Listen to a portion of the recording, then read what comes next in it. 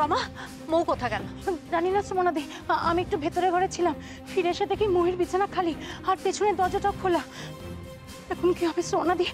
মৌ কোথায় গেল বলো তো?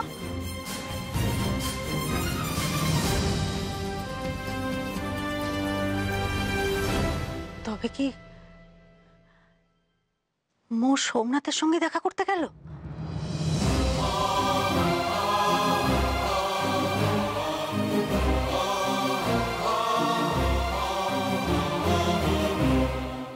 সেগুলো নিয়ে এসো। এসো, বসো বসো।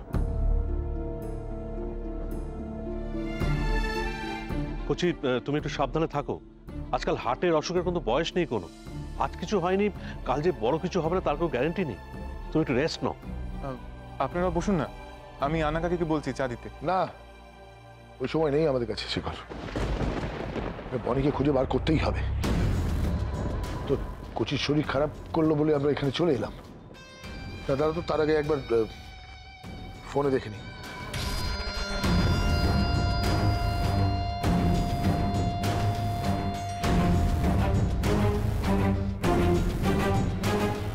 এবার কি করে আটকাই বাবাকে, আর কি বাহানা দেব? না চলো, আমি যাব না বলছি, আমি এবারে চলে যাব। না না না,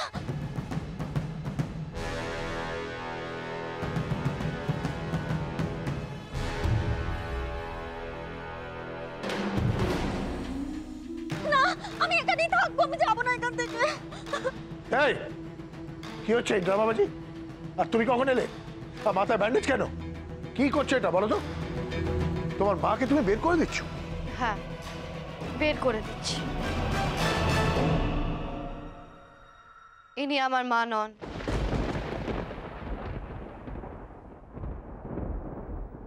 আমার মা শ্রমনা চ্যাটার্জি, বাবা সোমনাথ চ্যাটার্জি।